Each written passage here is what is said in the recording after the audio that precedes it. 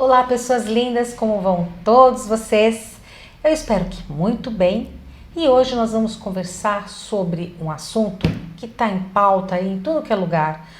Você já foi vítima de um narcisista? Vamos conversar sobre isso?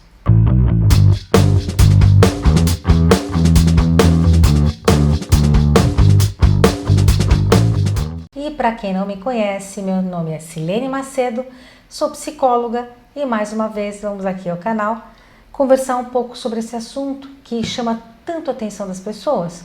Eu vou trazer um caso clínico, na verdade, de um atendimento que eu fiz há muitos anos e, claro, não vou identificar a minha paciente, o nome dela Samantha, nome fictício. Ela era uma mulher negra, ela era do Rio Grande do Sul, veio morar em São Paulo, mas muito sofrida, uma mulher que trabalhou muito.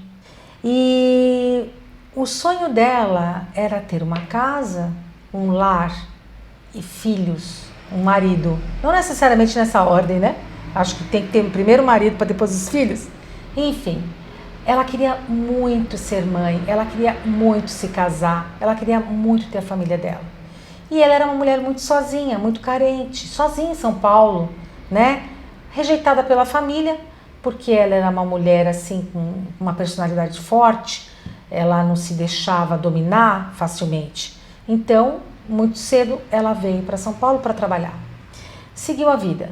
Foi trabalhar na casa de uma pessoa depois de tantas casas que trabalhou, foi humilhada por várias pessoas. Nós estamos falando ali da década de 80, então as coisas eram bem mais difíceis, o preconceito era muito maior, enfim, e ela passou por vários preconceitos, morava então na casa da patroa, num bom bairro de São Paulo e vivia a vida dela cultivando as coisas boas, o que ela achava importante, e juntando dinheiro e tudo que ela valorizava, para um dia ela conhecer alguém e constituir a família dela. E ela conseguiu. Ela trabalhou com uma pessoa que nesse emprego, então, ela morava, e essa pessoa que valorizou muito a ela era uma mulher que não era brasileira, que tinha se casado e que nessa altura ela já estava viúva. E essa mulher, Samantha, trabalhou durante muitos anos na casa dela, acompanhou muitas dores dessa mulher, e essa mulher, grata, acabou comprando uma casa para Samantha. Veja, uma patroa que reconheceu o trabalho, a perseverança e a luta daquela mulher. Em algum momento olhou para aquela mulher e disse: ela quer uma casa? Dignidade você ter a sua casa. Comprou uma casa para essa mulher. E a partir disso ela curtia a casa dela, então ela passou a ficar durante a semana na casa da patroa, de segunda a sexta, mas final de semana ela passou a ir para a casa dela, porque lá ela curtia, ela conhecia os vizinhos, a casa obviamente foi comprada em um bairro que ela queria, que ela tinha amigos, então ela já tinha uma rede ali de pessoas que ela conhecia e tal. E era assim, porque naquela época, para quem não sabe, né, para quem é mais jovem, os apartamentos, eles tinham quartos para empregadas. Então as pessoas as famílias costumavam ter as suas empregadas dormindo no trabalho, para servir ali a família, né? Iam embora final de semana. Hoje em dia tem muitos apartamentos que ainda tem um quarto, mas esse quarto faz parte da lavanderia e acaba virando um lugar ali de despensa. Mas antigamente tinha quartos grandes, até com janela. Esse que eu estou falando especificamente era um apartamento grande que tinha um bom quarto de empregada. Bom, a Samantha, então, vivia a vida dela muito bem, feliz, tinha ganhado uma casa e ela conheceu uma pessoa. E começou a namorar essa pessoa, começou a tentar uma vida com essa pessoa, se casou com essa pessoa. Levou essa pessoa para onde? Para a casa dela, obviamente, na casa dela. Levou o marido para casa e a partir disso começaram a viver uma vida em comum. Bom, logo de cara começaram as bebedeiras, os problemas, as traições. Samantha chegou a ficar grávida 2 vezes. Uma das vezes que Samantha ficou grávida, ela teve gêmeos, perdeu os bebês, ela não conseguia segurar, tinha alguma questão com ela que obviamente não lembro mais, mas que ela já tinha aí algumas questões de que ela não conseguia segurar o nenê e era um cara abusador, um cara que bebia, um cara que chegou a agredi-la e um cara que acabou vendendo a casa dela. Não me perguntem o porquê, porque é complexo, mas ele vendeu a casa da Samantha. Samantha acabou se separando dele, voltou a morar na casa da patroa e tudo que ela fazia era chorar, porque ela não tinha mais casa, ela não tinha mais marido, ela não teve os filhos dela e todos os sonhos dela foram por água abaixo. Para não te contar que a história foi totalmente infeliz, essa patroa acabou comprando outra casa para ela. Mas dessa vez fez alguma coisa de usufruto, não lembro mais, para que essa casa não fosse mais vendida por ninguém. E a história de amor foi por água abaixo. Tinha tudo para ser feliz, tinha a casa dela, o cara trabalhava, era um mecânico, trabalhava, mas a família dela acabou não sendo, enfim, ela não realizou o grande sonho dela de ter uma família. Muito bem. Nós vamos falar com vocês agora que contamos assim brevemente a história da Samantha. Nós vamos trazer aqui o transtorno de personalidade narcisista. Como que funciona? Antigamente não se dava o nome aos bois. E a gente tinha muito mais dificuldade de identificar as questões. Você, por exemplo, se lembra quando chamaram algum idoso, um avô de caduco? Na verdade, eles estavam sofrendo de Alzheimer e ninguém sabia exatamente o que era, então era caduco. É exatamente isso hoje que não acontece. Hoje nós damos nomes aos bois e fica muito mais fácil para as pessoas identificarem as questões.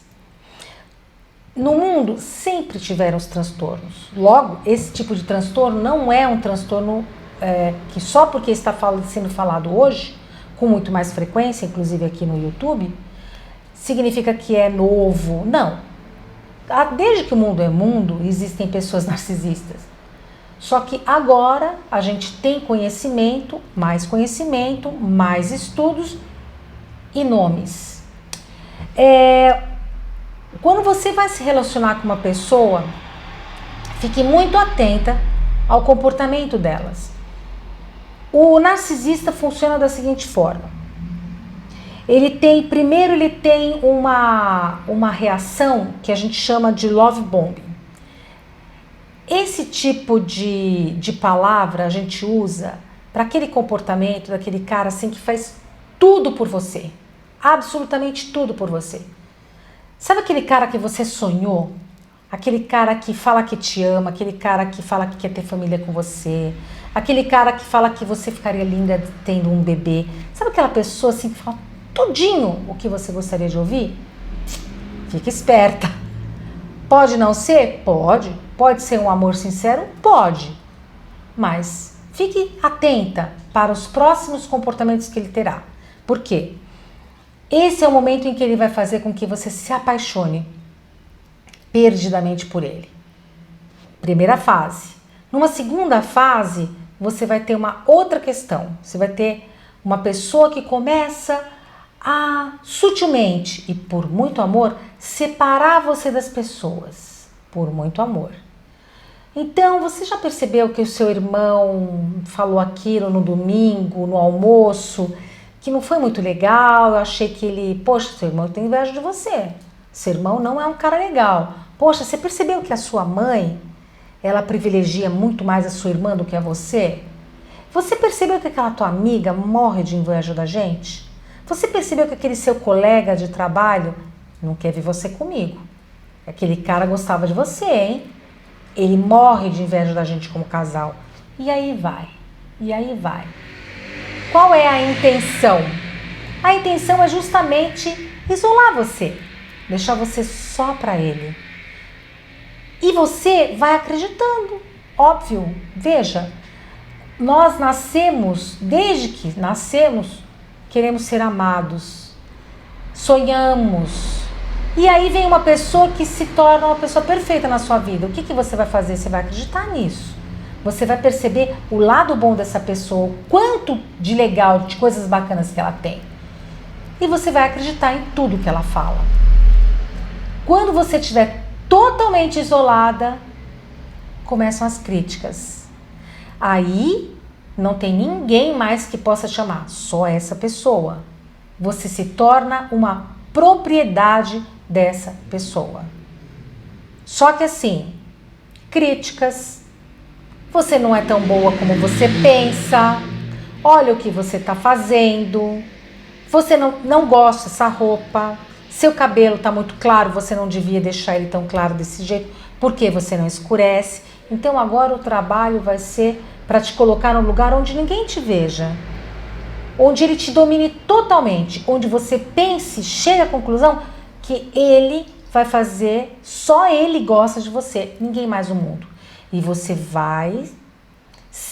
você está dentro de um relacionamento tóxico sem fazer a mínima ideia que você está ali dentro. E aí começa as torturas psicológicas, começa você é louca, você não viu, se você vê alguma coisa que você percebe que ele está te sacaneando, fazendo algum tipo de, por exemplo, de traição, imagina, você é louca, você viu errado, isso aqui não é assim, não é o que você está pensando. Bom, daqui a pouco você não é mais amada, você não tem mais amigos, você não tem mais família e você está dentro de um relacionamento que tudo é errado, você é totalmente inadequada e você que produziu tudo isso, porque ele vai colocar a culpa em você. Pessoal, quem tem esse tipo de relacionamento, fuja, corra, saia, peça ajuda. Você vai desenvolver dependência emocional, você vai ficar totalmente dependente dessa pessoa, você vai ter muita dificuldade em sair dessa relação, principalmente porque você cortou todas as suas relações, você está completamente isolada, só que é hora de pedir ajuda. Ir ao mundo, falar com as pessoas, procurar um psicólogo, conversar com amigos, procurar as pessoas da sua família, conversar com elas o que está acontecendo e saia dessa relação o mais rápido que você puder. Fácil não é, você vai ter recaídas inclusive, mas tem uma meta na sua vida, saia, porque essa pessoa é um vampiro. Obrigada por ter aqui tá acompanhando a gente. Por favor, curtam o vídeo, sinalizem aí o sininho, se inscrevam no canal, compartilhem com aquelas pessoas que você acha que estão passando por relacionamentos abusivos e até o próximo vídeo.